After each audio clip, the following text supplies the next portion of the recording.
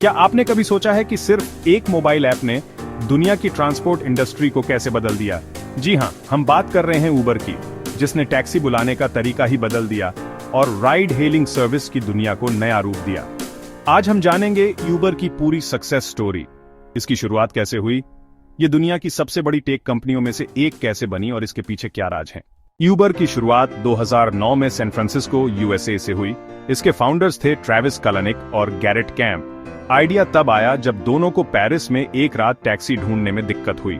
उन्होंने सोचा, क्या एक ऐसा ऐप बनाया जा सकता है जिससे सिर्फ एक बटन दबाने पर टैक्सी आपके पास आ जाए। इसी से पैदा हुआ उबर कैब, जो बाद में सिर्फ उबर रह गया। 2010 में उबर ने सैन फ्रांसिस्को में अपनी पहली सेवा शुरू की। कॉन्सेप्ट सिंपल था, ऐप खोलो, नजदीकी ड्राइवर से कनेक्ट हो जाओ, ऑनलाइन पेमेंट करो, राइड एंजॉय करो। शुरू में सिर्फ ब्लैक कार्स और लग्जरी व्हीकल्स थे ताकि सर्विस प्रीमियम लगे, लेकिन डिमांड बढ़ते ही उन्होंने उबर एक्स सस्ती टैक्सी सर्विस लॉन्च की। ये उबर के लिए गेम चेंजर साबित हुआ। उबर ने धीरे धीरे अमेरिका के बाहर भी विस्तार करना शुरू किया। 2012-2015 के बीच उबर ने दुनिया के बड़े शहरों जैसे London, Paris, Delhi, Mumbai, Sydney, Dubai आदि में कदम रखा। 2014 में उबर इंडिया लॉन्च हुआ और भारत उबर के लिए सबसे बड़े मार्केट्स में से एक बन गया। उबर ने सिर्फ टैक्सी ही नहीं बल्कि उबर पूल, उबर मोटो, उबर ऑटो जैसी सेवाएं भी शुरू की। उबर खुद कोई गाड़ी नहीं खरीदता, यह एक एग्रीगेटर प्लेटफॉर्म है जो ड्राइवर्स और पैसेंजर्स को कनेक्ट करता है। उबर हर राइड पर कमीशन लेता है। इस मॉडल ने उबर को एसेट लाइट और स्केलेबल बना दिया। यही वजह है कि बिना गाड़ी खरीदे उबर पूरी दुनिया में करोड़ों टैक्सी चला रहा है।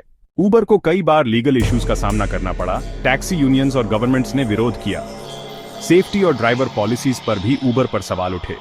2017 में को फाउंडर ट्रेविस कलनिक को सीईओ की पोस्ट छोड़नी पड़ी, लेकिन नई मैनेजमेंट ने उबर को फिर से स्टेबल किया और आईपीओ की तैयारी शुरू की।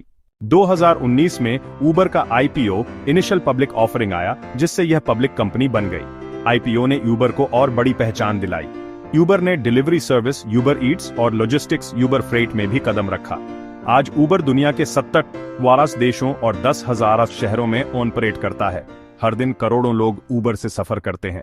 दोस्तों, उबर की कहानी हमें यह सिखाती है कि एक छोटी सी समस्या का समाधान भी दुनिया बदल सकता है। ट्रेविस और गैरेट की टैक्सी न मिलने की समस्या ने ऐसा आइडिया दिया जिससे एक $multi-billion कंपनी खड़ी हो गई। उबर ने साबित कर दिया कि इनोवेशन और टेक्नोलॉजी से दुनिया को आसान बनाया जा सकता है।